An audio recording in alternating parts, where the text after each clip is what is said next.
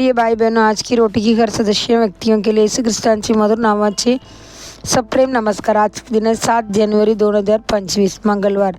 त्याने दगड काढून टाकले, त्याने त्यांचे सभोवताली कुंभण घातले आणि त्यातील दगड काढून टाकले। येसाया 5वा अध्याय 2रा वचन।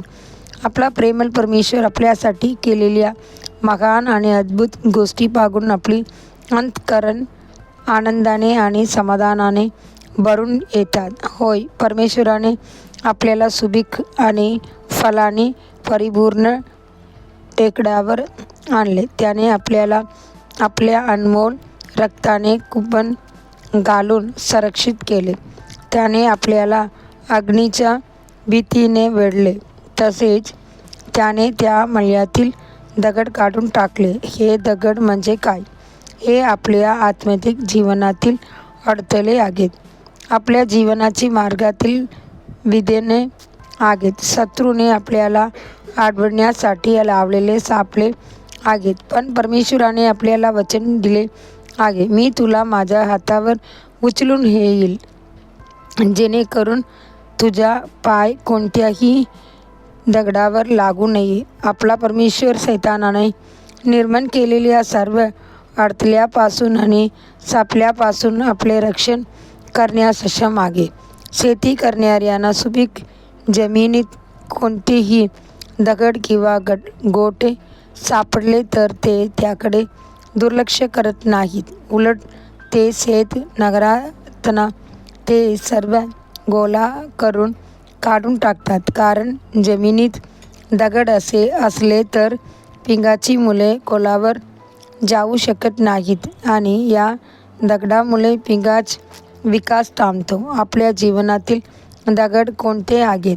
बायबल सांगते की हे या जगातील चिंता, संबंधीची फसवणूक आणि इतर गोष्टीच्या इच्छा आहेत, ज्यामुळे आपण निष्फळ होतो। मार्क अध्याय 4 19वा वचन। तसेच डोळ्याची वासना, शरीराची वासना आणि जीवनातील गर्व हे आपल्या आत्मिक जीवनात अडथळा निर्माण करणारे दगड आहेत, जे आपल्याला परमेश्वरामध्ये गोल रुजण्यापासून अडवतात।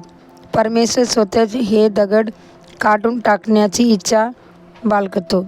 काही लोकांची जीवनात कटुतेचे आणि वैरभावाचे दगड असतात। ते कोणत्याही गोष्टीबद्दल तक्रार करत राहतात, ते प्रत्येक गोष्टीत दोष शोधतात आणि रागाने व्यक्त होतात। काहींच्या जीवनात रागाचे दगड असतात, ते विनाकारण रागावतात आणि आपली मानसिक शांतता गमावतात। ऐकिक संबंधी, ऐकिक वासना, ऐकिक मैत्री, गोड बोलण, चोरी, निंदा, व्यर्थ वादविवाद हे सर्व दगड काही लोकांची जीवनात असतात। असे लोक उच्च आत्मिक अनुभव मिळवू शकत नाहीत। परमेश्वर हे सर्व दगड तुमची जीवनातून काढून टाकू इच्छितो। आपल्या सेवकांची माध्यमातून बायबलच्या वाचनाद्वारे तो तुमच्या जीवनातील दगडाविषयी तुम्हाला जागरूक करतो। तो तुमच्या आत्मिक जीवनाचा विचार तुमच्या स्वतःच्या विचारापेक्षा जास्त करतो। परमेश्वर तुमचे लक्ष दगडाकडे वेधतो, पण हे दगड काढून टाकण्याचे काम तुमचे आणि परमेश्वराचे सुरळीत कर्तृत्व आहे। परमेश्वराची मुलांनो, स्वतःला परमेश्वराला समर्पित करा, जेणेकरून तुम्ही एकत्रितपणे तुमची जीवनातील सर्व अडथळे आणि दगड थेटपणे आणि निश्चितपणे काढून टाकू शकाल। चिंतनासाठी वचन।